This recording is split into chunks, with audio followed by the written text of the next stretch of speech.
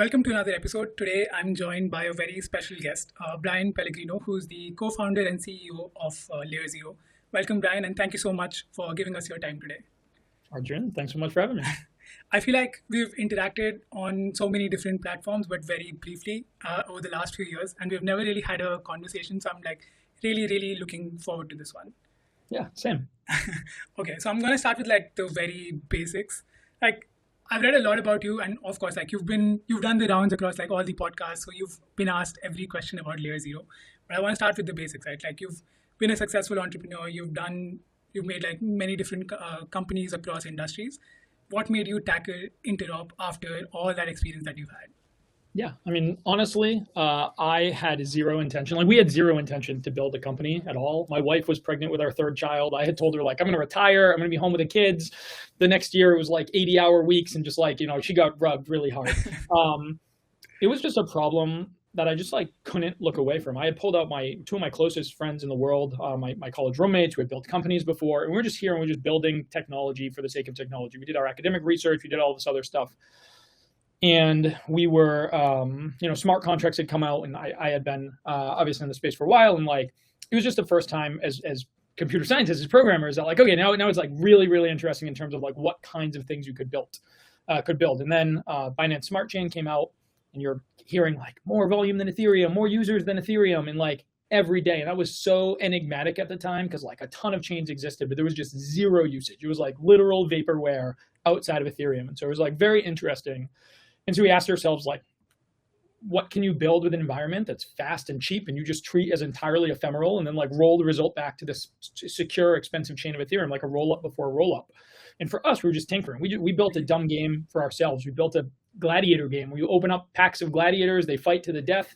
If you win 10 matches in a row, you're freed from the arena, and it mints an NFT back on Ethereum. Like just toy games. That's how I like to experiment with most things. And then in doing that, realized like, there was no way to actually trigger events across both chains without a centralized coordinator. And if you need a centralized coordinator, then that sucks. It like defeats the whole purpose. And so then we started looking at bridges, looked into everything, started designing something kind of like a precursor to Stargate. Same problem. You still needed a centralized coordinator to do this. And then it was just very obvious that was the generalizable problem. And so then we really started like obsessing over that problem. And again, this was still like totally toy, zero intention to actually like build something more than just ourselves or just like some protocol we just launch out into the world in terms of like pure technology. And then it just, the more and more we dug into it, we realized how big of a problem it was. And it was just like the thing I couldn't look away from, right? You're thinking about it in the shower. You're thinking about it when you go to bed at night. It's just like you're obsessing over the sort of rough edges of this problem. And how do you solve each of these things, which at the time felt like very difficult, and everyone had taken kind of one approach in the past of trying to solve this, and you disagreed, but maybe you're the crazy person. So I don't know. That's usually how it always is with most things, is just kind of an unshakable obsession. So it was nothing more than that. I fell in love with the problem itself. Did you estimate that Interop would become so big like 5 years later? Because the addressable market today is just so large, right? Did you foresee that in 2020?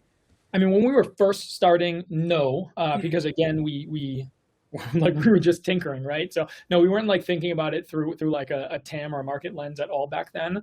I think once we started to really dig in and understand what this is and what our own framing was across chains, that we were like, okay, this actually is going to underpin like everything. It's very clear you're not going to scale in a single system, and there will need to be many chains. And then this sort of now becomes very, very, very important. So I would say maybe like 9 months in, it really sunk in.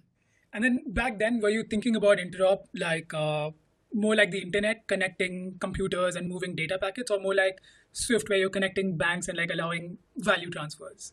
Yeah, no, for us, it was very much the former, right? I think everybody at the time was like, there were bridges. Bridges existed. Everyone was building kind of better bridges. And I think our unique insight at the time, one of two. One was that like value transfer is just a special case of generalized messaging, right? Like there's nothing, it's just a packet on the internet. It's just some abstract thing where you're just like moving bytes around. And so ours was really like, listen, everything is just a generalizable packet. It doesn't matter. And so we very much thought about it through the lens of connecting computers in the same way that, again, you send packets now. And then the second insight was obviously the shared security versus modular security, where we just, I talk a lot about like the foundations of the company really is me and my co-founders like sitting in a room, just like literally just like yelling and whiteboarding and like trying to break every solution that we come up with in kind of like this adversarial manner in terms of approach to problems. And we were just so convicted that as like a single middle chain would just never be able to scale. We always held ourselves to the bar of like, what would it take for Aave or Uniswap or whoever to want to adopt this and expose their, 10, 20, $30 billion of risk? Like what actually guarantees would they need? And then that ended up translating the same things that the banks need and the same things that all the asset issuers need and everything else. So we thought a lot about those two parts of the problem. And do you still have the same mental model for Interop? Like, do you still look at Interop as more like the internet moving data packets, or do you also think about it more in the terms of value transfer? Because that's where 90% of the value is today, right? Yeah, no, still very much, we still don't charge on BIPs. We still don't charge, like and that's immutable. It's in the thing, right? It is just abstract data. And if you try to differentiate it, I mean, you can build use cases the way we think, right? LayerZero Labs builds in a consensus-esque manner to Ethereum. We try to build value accretive things like on top of the protocol. And obviously a lot of the tools that we build and a lot of how you think about how to get like what integrations look like, what people care about. A lot of that is value transfer driven. Today, it's like 90% of all messages on LayerZero, or I think it's like 80% are value transfer. So it's just like a dominant percentage. But I'm more and more convinced.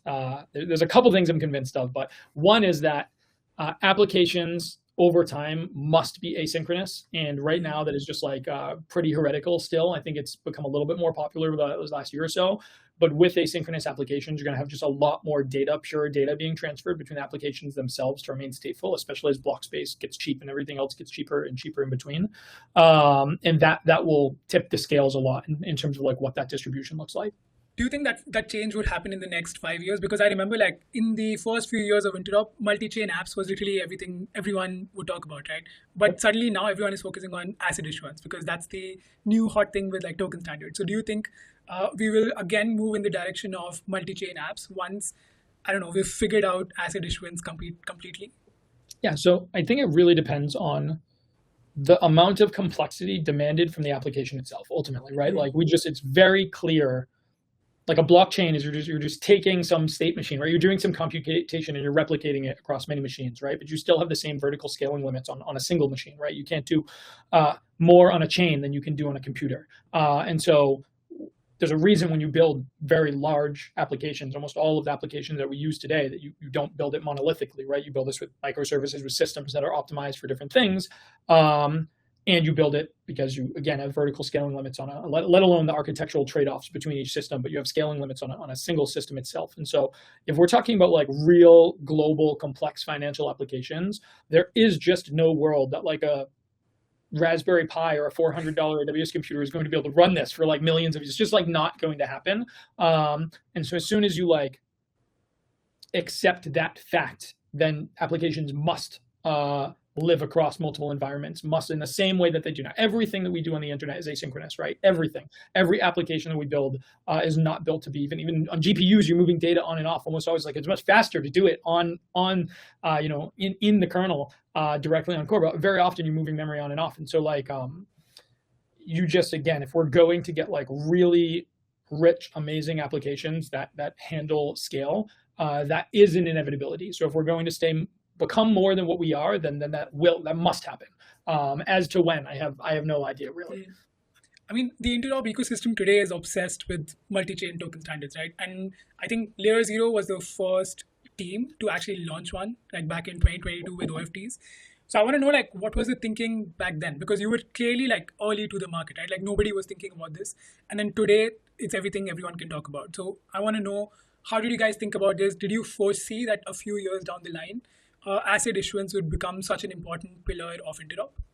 Yeah. I mean, I think again, when you look at the core model at the time, and even still today, very often, almost everybody leans towards the shared security model. We're going to have a validator set. We're going to control parameterization and pricing and everything about this. And our core thesis, and one of the things we had thought about the most was the largest applications in the world are never going to accept that. Uniswap is never going to hand over the security of its TVL to some third-party validators. It doesn't matter who it is, right? It's just never going to happen, let alone when you're talking about banks. JP Morgan is not giving right access to a 40-person validator set that just lives here, right?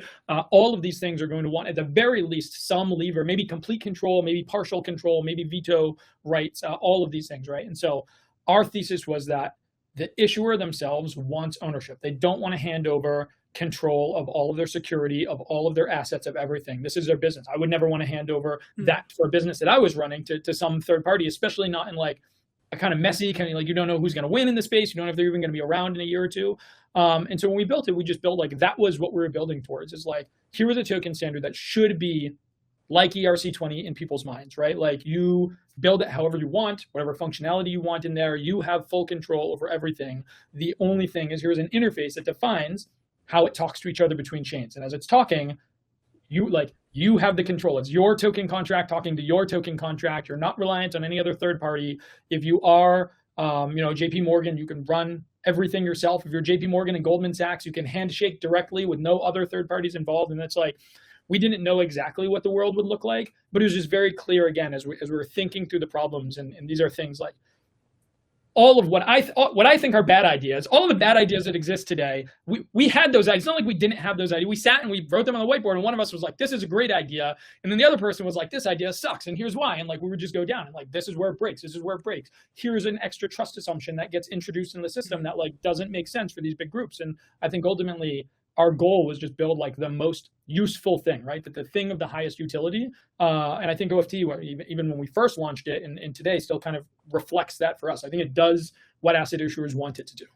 It's so funny when you were explaining the isolated security model, how there's like a saying in crypto, not your keys, not your coins. But when you're talking about it, you're talking about it from the perspective and in the context of institutions, right? So institutions want control.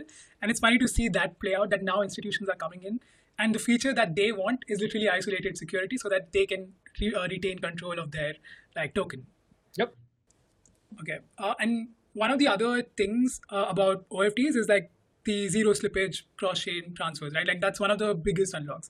I feel like not enough is being said about this. Everyone is super fascinated about intents and everyone is talking about it, but not a lot of people talk about the zero slippage core value of OFTs, right? So I want to know from you, like, why is that such a big unlock, and why is it so important in the context of like value transfer?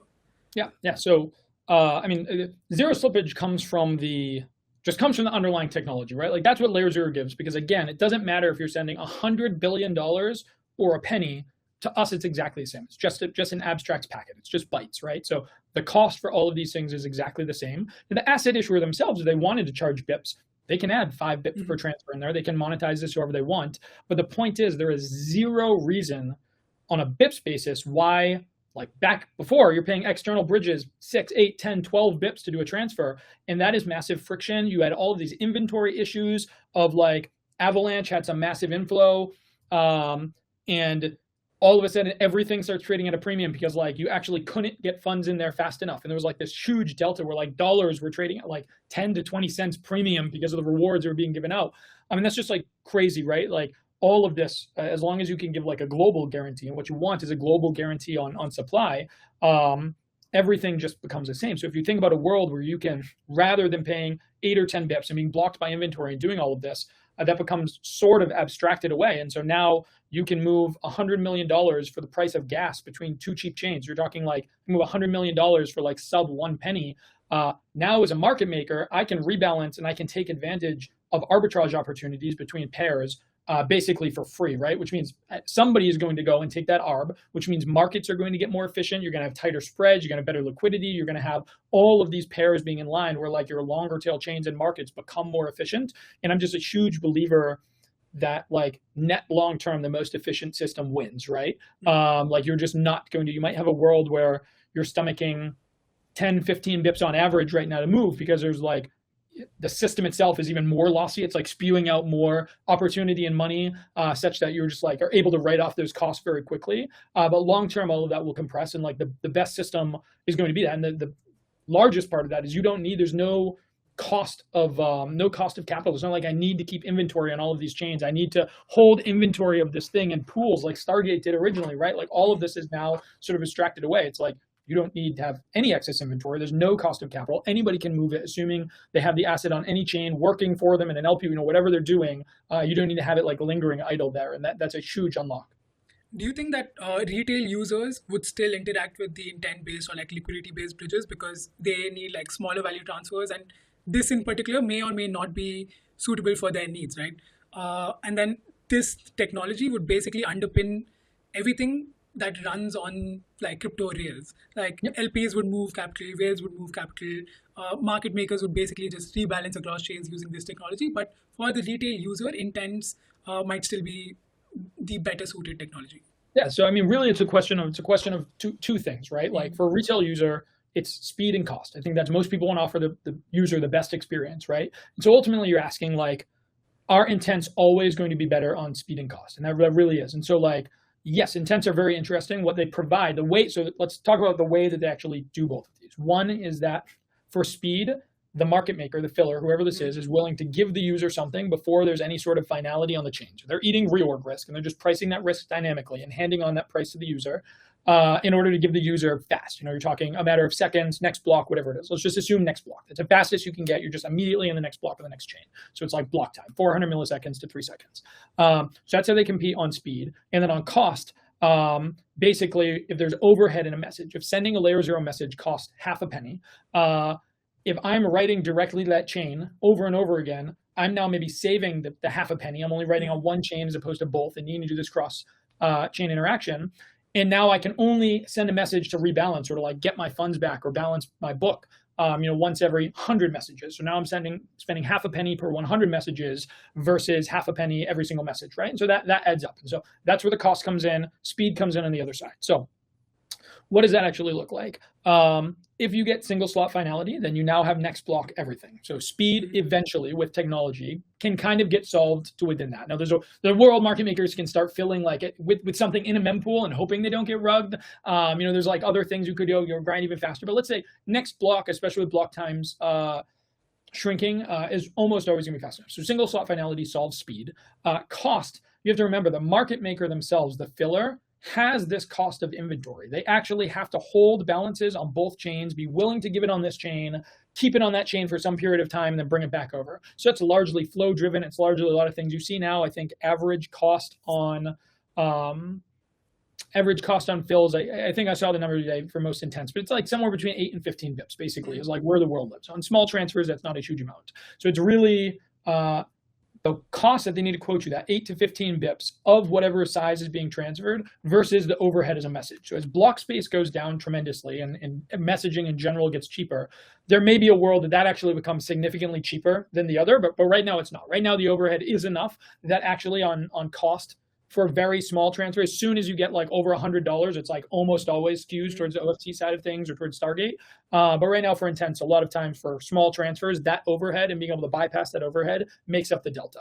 This is really just like the price of the underlying technology. I think intents are super interesting. It's again, you're taking this, you're offloading this reorg risk and pricing it dynamically and taking away this overhead of messaging by batching that and being willing to like stage that later. All of these efficiencies, like I said, I believe in the most efficient system. Like these are going to happen. The technology will continue to keep up, and they'll be like at odds with each other as what does it forever. But I think right now we have like, I think it's like 8 or 9 intent protocols being built on LayerZero. So like the messaging is going to happen in one way or another. There's no debate there. Like intents versus messaging. Like there should have never been a debate. But it feels like intents are a solution for today's problem. Like even in your description, for example, you were talking about single slot finality, and we're probably a few years or many years away from that, right? So for today's ecosystem, we need a solution, and intents kind of fill that gap. But eventually, as you said, technology keeps up. We get better blockchains. We probably bridge this gap, and like we would see like more competitive rates between messaging only and intent. So that's fair. I feel like, so another question that I keep asking myself is, like, where does the next wave of innovation come in Interop, right? Like for the last 2 years, we've just been talking about intents, and in the Interop protocol side, it's been about DVNs or like the different type of verification mechanisms you can use. ZK has been a topic, but nothing has really come out of all of this, right? Like nothing has become fruitful in the last 2-3 years where we could have said, oh, this is like a 0 to 1 moment. So where do you think that next wave of innovation comes from? Yeah, I mean, to be honest, and some people get angry when I say I actually think like the hard part of the technology is like largely solved. I think we know how Interop is systems solved. work. We know how to deal with untrusted state machines. We know what ZK does and doesn't do and how it fits into an overall system. So like a lot of that stuff is done. I think there's this iterative sort of two-step. One side is like actual adoption, right? How do you get every exchange, every wallet, every market maker using the technology in the back end to actually bring down, like take a bunch of this lossy fee-based systems in the back end and make it faster, more efficient, not needing to spend so much time thinking about inventory, all of these things. So one is like this iterative step of adoption. I think we've seen like, I mean, despite like post TGE and volume falls and all these things fall, like it's just been like a slow grind up. We did $6 billion of transfers last month alone. And so like, I think it's this iterative push of adoption. It's getting real like asynchronous applications. And as that happens, I think it's how it's built into the consumer side of things and how you actually deliver better consumer experience on the back end, which again, wallets are like just starting to toy with, really doing well in applications. So I think you're much more in like an iterative phase. I'm not sure there's going to be a huge 0 to 1 moment. I think there's going to be a like take the technology to the world moment, or like now this is used everywhere, or, you know, Stripe just acquired Bridge. Now like the back end for micropayments and e-commerce starts to be things that are happening with stable coins and on-chain. I think there's a lot of things like that that will iteratively march the volume to like many tens of billions of dollars a month, which I think is totally different but equally interesting problem. It's like, okay, great, we did all the messy stuff, we did all the hard stuff. Like now you actually like need to get it used at, you know, at really global scale. Mm-hmm. I mean, that's the feeling that I'm getting, right? Like for the last 6 months or 12 months, it feels like the foundations are set. Teams kind of know what their roadmap is and what needs to be built, and everyone is in this iterative technical roadmap, like for the next 2-3 years, and everyone is focusing on adoption, like get more users, get more volume. And you can also just feel it in amongst the teams, like everyone knows what to build. Everyone is focusing on BD adoption, getting more and more users, and that's fine. Maybe after 4 years, that is what we wanted, so it's a good thing. Yeah. I wanna quickly switch gears and like go into more personal beyond Interop questions, right? So I know you've been in crypto since 2013, and one of your highest conviction bets has been Bitcoin. So why are you such a big Bitcoin maxi? 2011, actually. So Oh, shit. April 15th, 2011, I'm a professional poker player. I'm sitting at my house in Austin, Texas. It's tax day, which is always, you know, a pretty unpleasant day. So it was just tax day yesterday as well.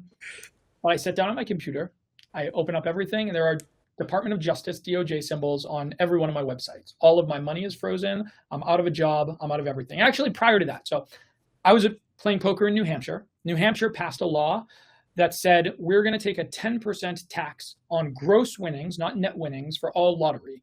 And so like you win a lottery ticket, you don't get to write off the lottery tickets that you lost on. Fine, written super ambiguously when maybe it applies to poker. It's like all gambling kind of loosely. And for me, if I made $1 million, I probably won $200 million and lost $199 million in very little increments all the way, right? So I'm like, okay, great. There's a world that like I make $1 million and I owe $20 million in taxes. So this ambiguity made me move to Austin. I moved to Austin. All of my money is frozen. I'm out of a job. All of the sites are gone. And every poker player on that day, or very shortly after, basically found Bitcoin. All of the poker sites that remained used Bitcoin as a way to move money, accept deposits, do all of this. There were guys, Bryan Pellegrino, a bunch of other guys who were like deeply involved then and kind of bootstrapped the community around this. So all of us found crypto then, and all of us were very like driven to a uncensorable sort of anti-establishment libertarian mindset skew. And so then comes 2013, 2014, and this is where Bitcoin like really finds its moment. Like before, you're talking, it's like tens of cents. It's like extremely cheap, not really used for much outside of poker in the dark web, etc. And so 2013, 2014, Bitcoin goes up to $1,000. You have all of these projects who are like trying to do things that are adjacent to space. Your Golem, your MadeSafe, your things that are decentralized compute, and all of these other things that were like interesting at the time. Ethereum obviously came out of that era. I'm running racks of Bitcoin miners in my garage. I'm doing all of this stuff. I famously, my brother and I had a shared portfolio, and we were like very bullish Vitalik, 100% convicted. We're like, we're going to put all of our Bitcoin into this ETH ICO. and my brother was flying back and forth to Vegas for his job. He was working in this networking company, and there was a coin at the time that was almost 1 Bitcoin per one of these coins. There was only 1,000 of them, sync coin, in existence, and we got like discounts in Vegas or something, and he convinced me to put our whole portfolio into this thing. A multi $100 million mistake at the time, but no, I joke with him all the time about it. But like we were right in the thick of all of it. But all of this early on was just you really. You felt, you like viscerally felt the need for what it meant. And it really in the news at that time, going to 2013, 2014 era, was a lot of civil forfeiture, a lot of like, there was a lot of like the Bitcoin conversations where like, people are getting stopped and like all of their assets and money and they're getting seized just because they have them. And it's like no recourse against, there's all this stuff where there's like very powerful to have something that truly was larger than an individual sort of like nation state and lived across borders, and you had sort of complete control and self-custody. And all of like that was very, very powerful. And for me, for sure, that is what drew me. And so I was like very deeply involved then. And then like 2016-ish basically was kind of like 2015 was death. Everybody left. There was like nobody left in the industry. I was doing AI stuff back a decade ago. And but 2016, things like Ethereum was just launching, things started to get really interesting. That's when I was like, all right, I put 100% of my net worth into Bitcoin. It was about like $700 at the time. And even then I was talking about like how it goes to gold parity. And like, I just, I don't know. I deeply believe that it was a better form of value than what existed, and that there was clear value in what it offered and in true self-custody and sort of like unstoppable money. I mean, I can't imagine what a bear market in 2015 would look like. Like it would be literally a ghost town.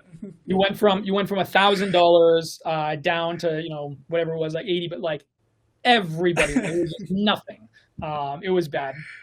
And then like you've also played poker professionally for 10 years, right? Like what is that phase of life? Because I can understand how you're introduced to Bitcoin because of poker, but then I don't know how you go from a poker player to a tech guy who's building companies, right? Like, so what is that switch like from a poker playing high stakes life to now building in tech? Yep. Yeah. My wife and I traveled the world when I played poker. We did like 8 years, 80 countries. So I just took my laptop. We went to all the big tournaments. I would just play online, and we're just that was life. Finally decided to settle down. And again, online poker is banned. And so really the defining moment was for the first day, I felt sorry for myself. I'm out of it, right? Can't play anymore, out of a job, all my money's frozen, like what the heck am I going to do? But the second day, I thought about like, okay, what actually is happening here, and is there any opportunity? And what I found was that I knew all of the high stakes poker players, and everybody was scrambling to find a new place to play. And so I just spun up an affiliate and just signed up all of my friends to these poker websites that existed. And it went overnight from me making nothing to making like $30,000 a month. And I was like, oh, like this is pretty interesting. And so from that time, I then decided there was a company I just heard that was being founded and seemed super cool. It was when UIEGA banned poker, it introduced like a loophole for this other area. And so I asked them like, hey, can I just come do affiliate stuff for free for you guys? I just want to learn, like, just let me use this as a platform. Did it, went well. They asked me to come on and do all of their, basically lead all of the commercial side of things. And then shortly after, the board asked me to become the CEO of that company. And that company was like a train wreck at the time. They had raised $150,000, which is nothing, in a group of 11. The next largest has raised $2.5 million. The largest had raised about $100 million. They had spent $135 of their $150K on an external dev shop, and we had to just throw away the code. It was totally useless. So I brought in Ryan and Caleb, my two co-founders now actually, and we just like built. We just built this thing on our own, and we got to like being the third largest overall. We got acquired. That kind of got me a taste for what that was. We got no's and we got turned down from all the accelerators. We just like grinded relentlessly. We're not paying ourselves. We were just like, I don't know. I can't even explain how much fun. It was like pure torture. I used to have it so that anybody who messaged us any time of day, if they called or messaged in the little like intercom, early intercom versions, pre-intercom, it would ring my phone. And so like 3:00 in the morning, I'm like running to my desk and I'm customer supporting people. And like, we just grinded with no resources to make this thing like something. And despite it not being like hugely profitable, it was like, I can't explain how amazing it was. And I think that just like bit me for entrepreneurship. And so everything like was downstream from that. Every company I built after everything, but like I really, Was there ever a moment where you missed poker? And are you still playing today? yeah, no. So I went back after we sold that company. I didn't know what I was going to do. And so I went to move to Vancouver because poker was still legal here to play for 1 year. I had my best year economically ever, but I just hated it. And I was just like done. So after 2016 forward, I played like 4 times total in the last like 9 years. So basically zero. And then players have such like vibe about them. I don't know. Like whenever anyone talks about players, they just think, oh, this guy must be smart. Like he's been in all the high stakes situations. He can read their bluff and things like that, right? So are there any skills that you think you took from those days and do you still apply to your like running a company today? Yeah, absolutely. So the first is byproduct of like the game that I played. You have to understand I'm playing like 8 tables at a time of heads up. So you're making a decision every like 0.3 seconds. So hopefully this won't mess with the sound. But like if you can imagine, like every one of these snaps is a decision for like tens or hundreds of thousands of dollars. And you have no time to think like good, bad, did I win, did I lose? Just like what is the best possible decision you can make in this exact moment and immediately moving on to another. And you're doing that for like 10 hours a day, 70 hours a week, like for 10 years straight, right? So I don't know what that does to your brain.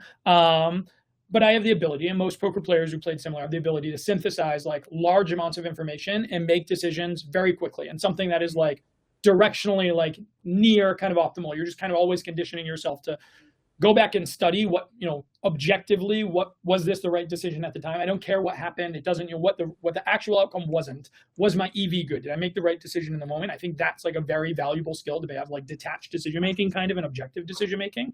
And the other was a little bit different, and I think has massively applied to me, is that I only took one paycheck ever until LayerZero. Like everything I just maxed equity in. So when I was 18, I had a job when I was 18 and I was working in a programming lab and I was there for 6 months. I built out this entire product myself, full test suite, went out, got the customers, probably at $1 million a year in revenue directly to the company. I got pulled into the office at the end of the year and I was like, amazing. Like we never could have imagined the best. You're so good. We're going to give you the maximum allowable raise of 50 cents an hour from 1025 to 1075. And I was just like, this is not for me. Right. So I like heavily indexed on freedom to work. I actually wanted to work more. They wouldn't allow you to work overtime. So I was like constrained by 40 hours all the time, which annoyed me. And the freedom to work from anywhere and a meritocratic environment. And poker gave me all of those. What I didn't realize till the tail end of poker is that one, I was in like the most zero-sum environment humanly possible. Like you are literally either the best in the world or somebody else comes and like eats your lunch and you're getting pushed down like 5 stakes, your earning potential is cut by 10, like all of this stuff. So like constantly needing to be absolutely the best. And you're basically just a highly paid consultant. Like you might make a couple $1,000s an hour, but like as soon as you stop playing, you don't make any more money. There's no leverage, there's no asymmetry there at all. So it wasn't until after that I actually started to think about asymmetry and how I spend my time and opportunity and everything. And so like one of my favorite anecdotes by far is one of my friends, his father was this grandmaster in chess. His uncle was the highest ranked non-Russian chess player in the world. When he was 5 years old, he asked his father, he was a poker player, quite a good poker player, asked his father, saying, Dad, I'm ready. I want to learn to play chess. And his father told him, like, don't bother, you're too old, right? And I always thought that was just like amazing. And so like chess is a great example of pre-streaming. Streaming has changed the economics a little bit, but like if us and everybody we knew and all of our kids, our only goal was like, become the 7th best chess player in the world, like none of us would do it. It's incredibly difficult. And even if you're the 7th best chess player in the world, that guy like still needs a real job, right? There's like zero asymmetry. And so I don't care what the asymmetry is in terms of impact or financial or whatever it might be, but I really started to think through the lens of like everything. I wrestled for 10 years, all over the country. I got very good at poker. I got very good at like a bunch of things. I knew the sacrifice and what it took to get very, very good at something. Everything is broadly hard. And if you're going to spend the time and the pain and everything to get yourself at being world-class at something, like truly world-class, and the sacrifice that goes into it, the ability to start thinking in terms of payoff function, again, there's probabilistic thinking through poker conditions this, and just thinking about the asymmetry that if I put in all this time and effort and pain, and I actually become world-class at this thing, and I get all of the elements of luck on my side, how much asymmetry actually is there? And I really like that, I think has paid more dividends for me in life in so many different areas than almost anything else, of like consciously thinking of how I spend my time and what is actually valuable to work on. I talk about all the time, like generally in a company, people get very conditioned to like trying to, anything that is good is worth spending your time on. And I'm much more like, I want you to ignore everything that is like, everything good doesn't matter. It has to be like unbelievably good, right? Like those are the things that you need to spend your time on, is like, how do you take the swing that has all of this asymmetry and like delivers massive impact, makes the system 10x better. And I think that is just like, it's been so good. I cannot recommend it enough in changing the framing of how you think about opportunities. So I think like there's a lot to unpack in that answer, right? I think you basically answered a lot of my questions in that one answer, but I probably have even more questions now, because it's like you mentioned you played wrestling for 10 years, right? And I'm guessing you didn't play professionally, or did you play professionally?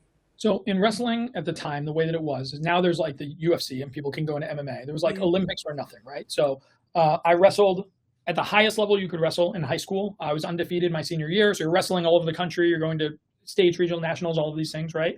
And then in college, I wrestled in college as well. Same thing. You're flying out to Iowa for Iowa duels. You're wrestling in front of like 20,000 people. So like you're wrestling at a very high level. In college, I was, there's probably, not like the highest. There's like the best schools in the world. I didn't go to like one of the best wrestling schools. My school was D1 school, etc. And so, you're just, you're competing at a very, very, very high level. And wrestling is just like hard, right? And working out 3 hours a day. I would have never guessed that about you if I didn't read it before. It's like that you spent 10 years of your life wrestling. Like poker, I can still like guess. Maybe. And I mean, it teaches you to just eat pain. So you're working out all the time. I remember there was a time where right before we went to Iowa duels, Iowa. I was wrestling 133 pounds. I was 141.5 pounds naturally. So I would cut about 8.5 pounds down to get to 133. And our 125 pounder broke his hand. And so I got asked to go down. And so on 3.5 days, I had to lose 16.5 pounds. And I would work out 3 different sessions per day.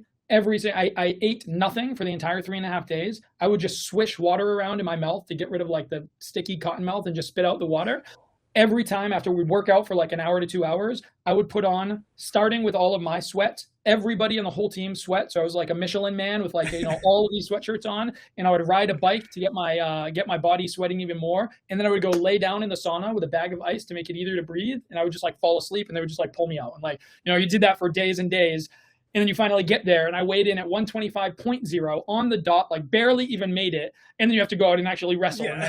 How do you do that? Like, thinking about it now, I'm just like, man, like my wife is just like, why would you ever do, like, what are you doing? But for me, it wasn't even a question. You just like did it, right? And so, no, I love it. I think I miss wrestling way more than I miss poker. But I think just like conditioned discipline and just understanding and seeing the other side of it, like, this is what it takes, and it's really, really, really hard. But if you do it and you work harder than everybody else, then you start winning matches and you start like having success. And like, there's just like almost a direct correlation. And that is like a great reward function to build internally. It's just about being in that 0.1% club in terms of whatever you do, right?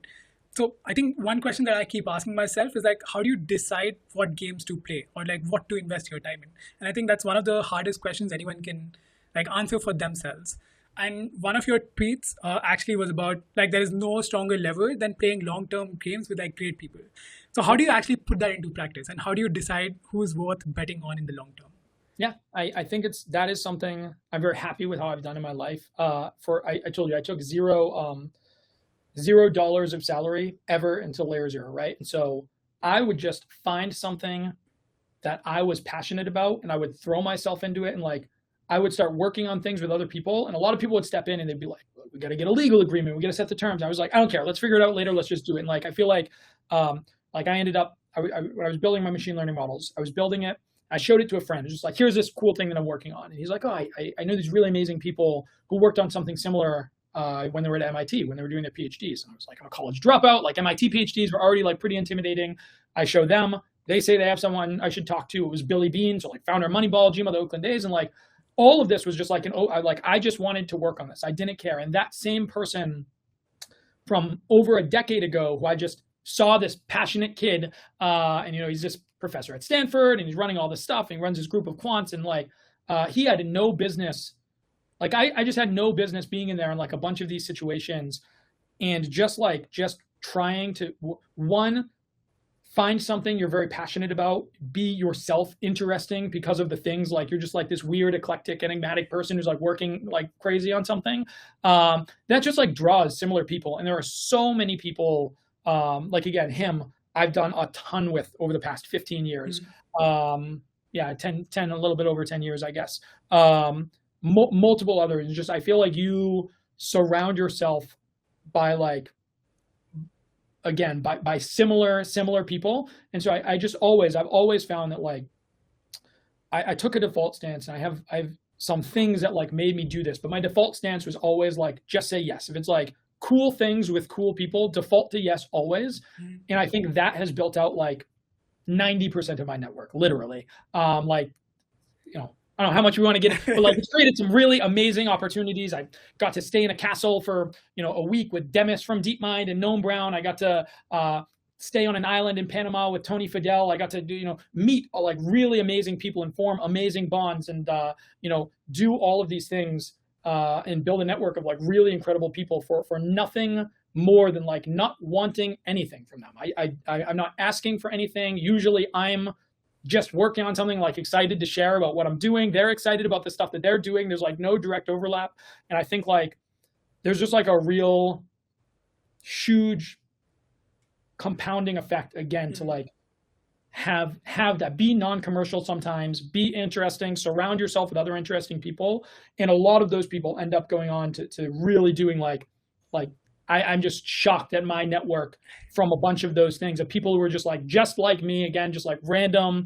One of my good friends who worked in a lab with Noam, who was like the guy I did my research with AI, was like a self-taught kid from Vienna who had built like a nonprofit, now built one of like the fastest growing AI companies in the world, all of this stuff. It's amazing. And I just think like, yeah, it's rare, but people are drawn to that energy. And I think you yourself are drawn to it. So you just find like-minded, kindred people, and very much like focus not on what can I get out of this right now. I need to protect my, like, yes, you should not be an idiot, and like eventually maybe you need legal agreements for things, but like there's a time and a place and like a willingness to just like do the thing because it's cool and interesting, and then figure it all out later and have a bit of like granted trust that matters. It makes a huge difference. So playing long-term games with good people over a long enough time frame, and you will see the compounding effects. Like that's my takeaway. There will be nothing better in life for you than that. I promise you. Yeah, not even close. I think like there was another tweet of yours that a lot of builders in crypto actually resonated with, and that it said, at 37 now I feel by far sharper and better than I've ever felt. So you said you're now able to make decisions with a long-term lens and see problems from all angles. And crypto is an industry where there are a lot of like 20-odd-year-olds building companies, right? So what advice would you give to such a builder today? Yeah, I think there's a couple of things. One, I think the thing I talked about in asymmetry early on is like hugely applicable. I would give that advice to anybody who's young, who's building anything. If you are smart and motivated, there are a million things that you can do that will be profitable. You can start a profitable business painting doors. You start a profitable business doing whatever, right? It's like, it's not a matter of like, what can you do that could be good? It's like, what should you do that will have the most impact, that like aligns with what you're interested in and what your value is and your objective functions in the world and all of this. So that one is clearly. The other thing, when I was young, I had like a huge chip on my shoulder. Like, I grew up in a town of 900 people. My father's a UPS driver. My mother was a kindergarten teacher. Like, I had like a sort of no heroes policy kind of thing. I like to learn everything myself. I never, outside of reading like fantasy and sci-fi, I never read books to learn anything. I wanted to like trial and error, come to my own like first principles, ground up conclusions about like how a system should be built, designed, how to navigate, how to win at a game, all of these things. Later on, now only in the last couple of years, I've really started to find value in. Before, I think when I was younger, it was easy to like grasp at anything. Any guru telling you something seems interesting. This is how you do startups. This is how you do this. This is how you do that. And I think one of the most amazing things about books or writing in general is the ability to curate the knowledge of like like the best people in the world, right? And so I've really started more and more. I think I wrote about it a little bit online. Like last summer when I was gone, I read like a compilation of every word that Bezos has ever written, and I wrote up like a 40-page memo to the team on everything I had drawn from that.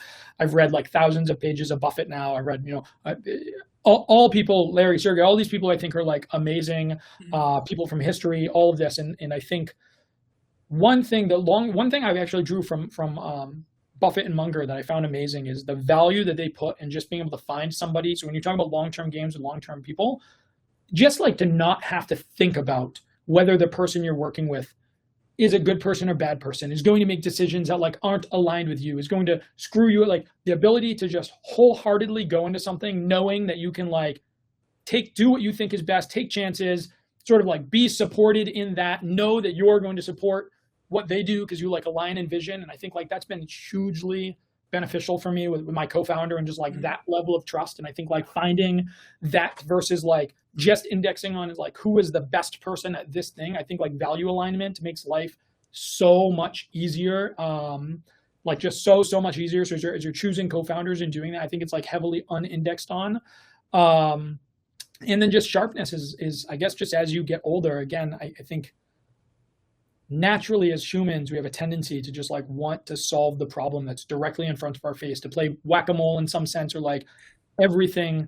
I talked to somebody in the company a lot who has a tendency to view kind of every problem as an equally weighted kind of burning fire. Every problem needs to be solved. Everything needs to be fixed. And a lot of times I'm just like, listen, like, I want you to let that stuff drop. Like I actively don't want you to solve that. I want you to think about like, what is the single highest value thing that you can focus on and do? And I think like the ability to just objectively see what is okay to allow some suffering for some period of time. What is okay to leave broken? How do you, again, there are a million things that you can do. How do you prioritize and think through and assign value? And I think it's your job as you're building something to really think through like that lens of how do you do the thing that is maximally impactful. Because if you're thinking on all of these micro decisions and you're picking up, even assuming we're playing a positive sum game and not a zero sum game, you're picking up, 0.1, 0.5 small EVs along the way. And then somebody's going to smack you in the face with the, 1,000 or 10,000 EV they pick up from some huge shift that you were just not paying attention to. And so I think that is just like, it's our responsibility to think through that lens, to have a very long-term lens, to think about not what is now, but not what your company looks like now with this number of employees, not what the business, not what the landscape looks like right now. Like, what are you actually building that's going to be durable and stand the test of time? And just think clearly about that. And I just, I don't know. I feel like I think through a lens is just completely different than I did when I was younger. Completely different. I feel like a lot of the younger generation, including myself, like we feel things are burning, we need to just get shit done right now. But then over time you figure out that it's okay. It's not the end of the world if something burns today. You can just focus your time on the one thing that you do best that would bring the most value to yourself, your company, and people around you. And if you optimize for that, over time you will do the right things more often than not, and there will just be more value created. So I think that's like a great point that I feel a lot of people could take from this conversation. And one last question. You also talked about your resolutions for this year, right? So I want to ask you how you're holding up on that. One was less sugar. How are you holding up on that? Less sugar is great. Way less sugar, which is like a sugar. I don't drink. I don't do drugs. I don't drink coffee. I don't do like sugar has been my vice historically. How have you never had coffee, by the way? How have you never had coffee? Never a sip. How is that possible? Neither of my parents drank coffee growing up. So I just like, part of you starts to condition once you get a little bit older. You're like, I don't know, you feel a sense of like, I don't need that to kind of be productive and be awesome. But yeah. So it's just like, oh, I'm a better human being than everyone else. I don't need coffee to operate. Yeah, purely just egotistical. So. Okay. And then the next was less phone time and like random scrolling. Yeah. I'd give myself like a 6 out of 10. I'd say marginally better around my family, which was the 2 points of it. One, I want to be better around my family is just like obsessively consuming information nonstop, which has its benefits as well, but at least give them more of the time that they get, just like focused time.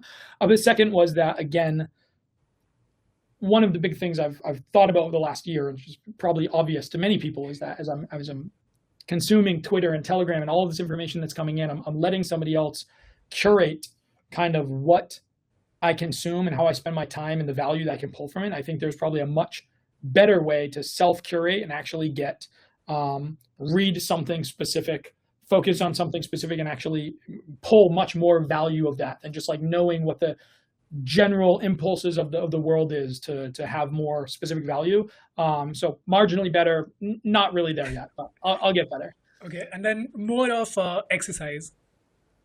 Exercise also probably like a 5 out of 10. First half of the year, post that was very good. Then my wife got pneumonia. All of me and the kids all got sick, and I'm like just recovering now.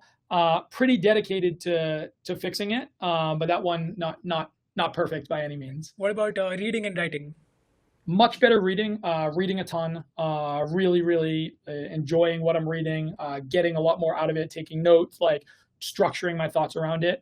Not so good writing. I have a bunch of stuff I want to write on that I just haven't found the time to. I've done more internal writing, messages to the team, stuff like that, much less external, but hopefully both.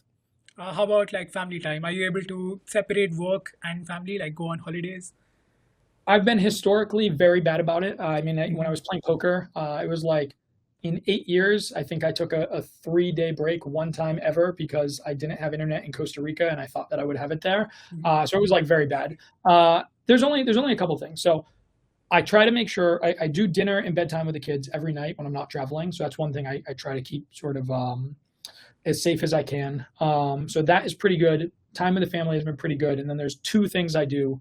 Once every other year, I take my entire 19-person family. So my brothers, my sisters, nieces, nephews, parents, my kids, and we go somewhere in the world. And my family is, again, from this town of 900. They hadn't, traveled a ton outside of the area. So I have always found that super rewarding, and it's our best trips ever as a family. And so we did Dubai, we did Italy, we just got back from Japan, 17 days in Japan. So every other year I do that. And then once a year, from age 10 to age 18, I promised my kids that they can pick one place in the world, and I will go spend 1 week with them one-on-one. And so my eldest is the only one who qualifies right now. We did Italy last year, and then this year we're doing the Orient Express from Paris to Istanbul. And so they get to pick. They do the whole thing. They figure out what my 6-year-old is convinced we're going to the Amazon when he turns 10. Like that's what he wants. No restrictions. They pick whatever they want. But so those are things I try to set aside and make sure that I do. Otherwise, it's pretty work focused. Awesome. Thank you so much for your time. Those are all the questions. I have a lot more questions, but hopefully we can meet up sometime in real life and I can ask you more random questions that I have. Thank you so much for opening up as well. Yeah, absolutely. Thanks so much for the time. Awesome.